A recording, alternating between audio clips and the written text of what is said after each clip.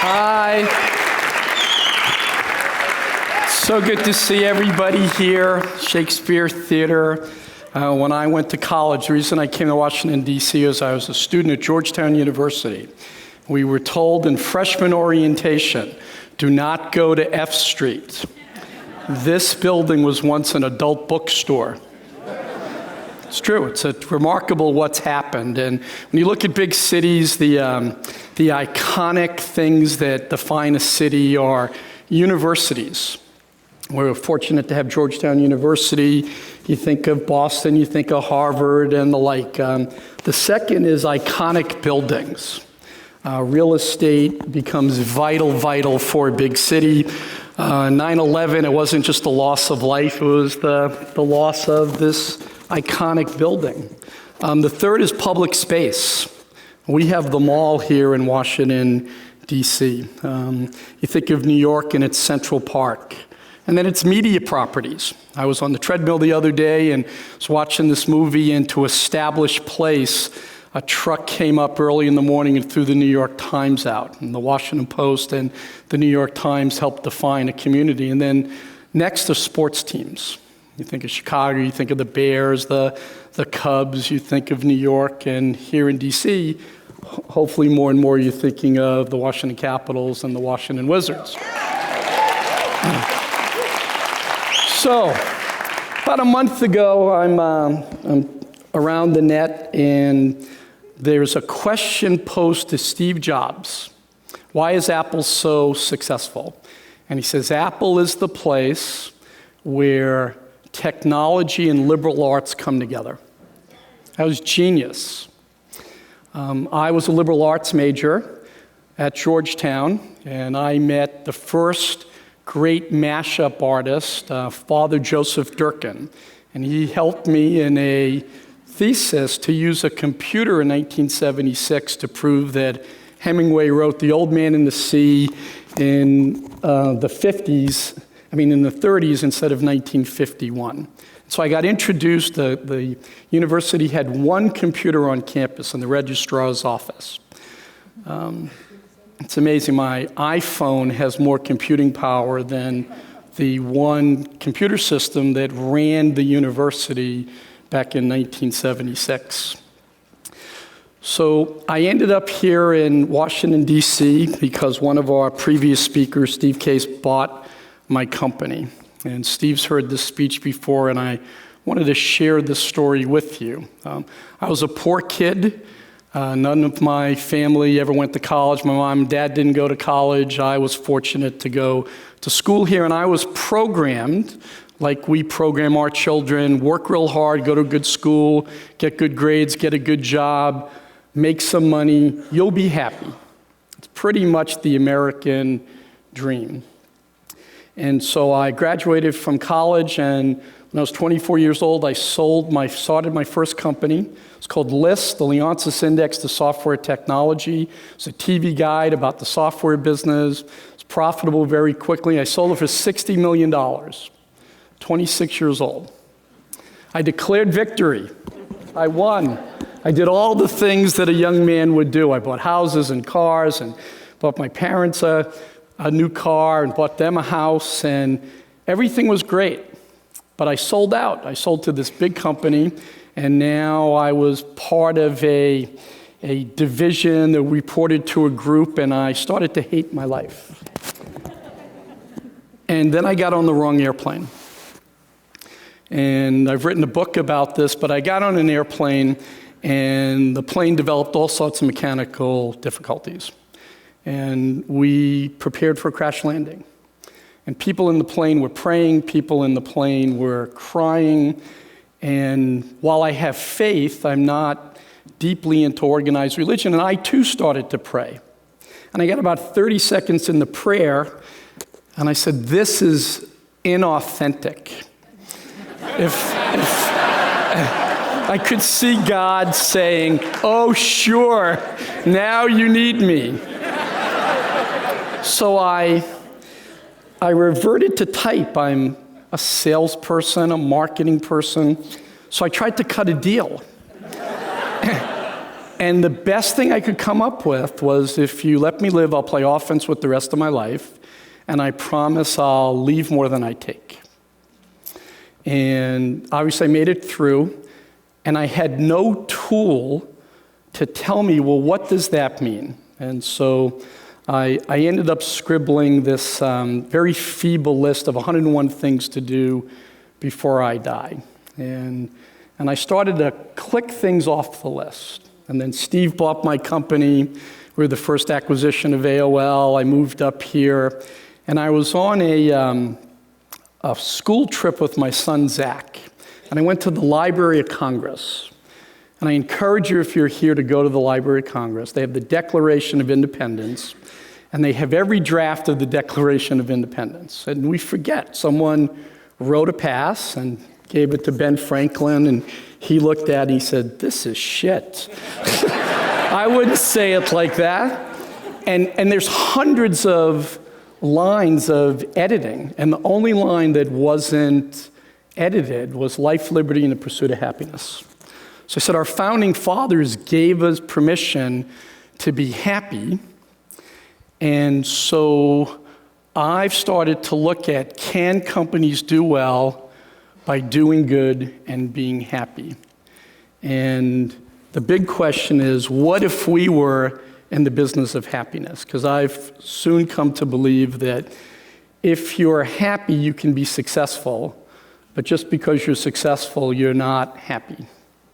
And so I became a student of happiness. I funded personally a bunch of programs and studies. At AOL, we ran an online panel of 400,000 homes. I've done a widget that's been a questionnaire which has been answered about 14,000 times now. And you can, through regression analysis, through modeling, through mashing up all of the studies that are out there, model what makes for happy people. And it's pretty simple. People who are happy have great qualities of relationships with their husbands, their wives, their friends, their children, their coworkers. They're incredibly productive. They really do go through a self-actualization process. They have an incredibly positive impact on the communities that they're in service to. They have longevity. They have the best sex lives. If you're happy, you'll live longer and you'll have more orgasms. That's true. And you'll get this return on investment. And so Harvard has these studies going on, Penn has these studies going on. And so I wrote a book called The Business of Happiness. And so buy it, leave it on your coffee table. I give the proceeds to the DC Central Kitchen. This is the Cliff Notes version. And I had a reckoning. My plane incident was a reckoning. And from that, I made a life list. And I started to realize it wasn't just individuals that had reckonings, and you went and had to have a turnaround situation. It was all of my companies. You had a reckoning and you made your list. And then how would you become best practiced happy? And what do the happiest people model so that you could do best practices? And the first is that you are an active participant in multiple communities of interest. Most successful product I was ever involved with launching was AIM. It basically helped you to organize your communities of interest. Companies that follow this path become very, very successful. They're the happiest companies I know. You engender high levels of personal expression. I blog every single day. I make movies. I write books, but I'm a businessman. And I have found that the only time I've ever gotten into fights with my wife, the core scene that's repeated, what does she say? "You're not listening to me." We as people want to be heard. What's the #1 TV show in America? American Idol, Dancing with the Stars. Personal expression is vital. Allowing your employees to personally express, very important. Empathy. Empathy is the human emotion that's most important. It keeps laws really working together. A month ago, the President of the United States came to a basketball game. And about a week previous to that, I was quoted in the paper talking about how I didn't think our building was world-class and clean. Terribly unempathetic thing for me to say. I said that without meeting any of our staff. And so I told the staff, I'm going to clean the bathrooms with you. I'm going to clean the arena. And it happened to be the same day the President of the United States visited. So I spent 3 hours with the most powerful man in the world. They took our picture, it went everywhere. He left, and then I cleaned the women's bathrooms at Verizon Center across the street. All anyone talks about at our company is that I showed empathy and cleaned the bathrooms, not that I was with Obama. Getting out of the I and into the we, volunteering and giving back, and being in pursuit of a higher calling. At AOL, we never wanted to build a $100 billion value company. We wanted to change the world. We wanted to create a technology and a medium that was more valuable than the mediums that came before it, like the television and the telephone. When did we lose our way? When we merged with Time Warner. And in the first meeting, I said, well, what's our higher calling? And I was told $11 billion of EBITDA. No one really wants to get up in the morning, Daddy, what are you doing today? I'm generating cash flow to pay down EBITDA. I own the Washington Capitals, the Washington Wizards. I don't want to make the playoffs. I don't want to win a Stanley Cup.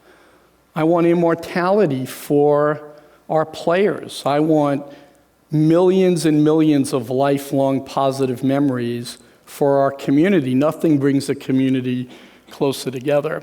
So I'm now working on a happiness index. The happier the company, the more value that it creates. I was one of the first investors in Groupon. I worked with Apple on the launch of the Macintosh. I've started a company called Snag Films. AOL was the first investor in Google. Steve and I had shares in it at 54 cents. It made us pretty happy. So this has all led me to this concept of double bottom line. I'm at the time at my life where I won't get involved in a company that can't do well by doing good.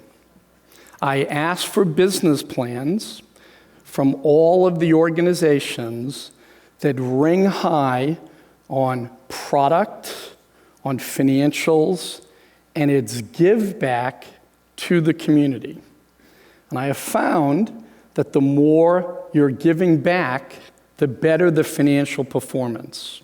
Not the better we do financially, then we'll be able to get involved in charitable endeavors. And that's a very big difference that I now can inculcate culturally into all of our companies. So let's look at the Washington Capitals. Last year, we said, and we had the most points, most wins, most goals scored, division championship, Eastern Conference championship, President's Trophy. We did all of that. We didn't win a Stanley Cup. We had sold the most season tickets. We had the most attendance. We're sold out 70 games in a row. Our TV ratings are up 200%. Revenues, value creation, we've gone from an $85 million market cap to almost $300 million. But we did that by building a culture of giving. We were the Chamber of Commerce Business of the Year. We're supporting 200 local charities, literally millions of dollars every year. The Verizon Center right across the street generates $280 million of tax from all of these companies that live off of our platform now within a mile radius. We're building these lifelong family memories, and you'll see as you leave tonight at 6:30, you'll see 20,000 people clad in red right outside, so I hope you won't have a train or a plane to catch. The second business I'll talk about very, very quickly is Snag Films. Go to snagfilms.com. Do not go to stagfilms.com. 2,000 films, good work films. We support literally 500 charities. If you like the film, you share it with you snag it, you embed it into your website, your blog, you share it with your friends. It engenders personal expression to your community. It offers a way to give back. 260 million pages this month, 3 million monthly uniques, growing 30% month over month. We've tripled the value of the company. It's the Netflix of indie films, but we are righting wrongs. We're turning everyone into philanthropists. So I encourage you to go check it out. You can donate via one click. Global Giving is one of our partners. So not all successful people are happy, but pursuing happiness will make you more successful. Which path are you going to choose? Thank you.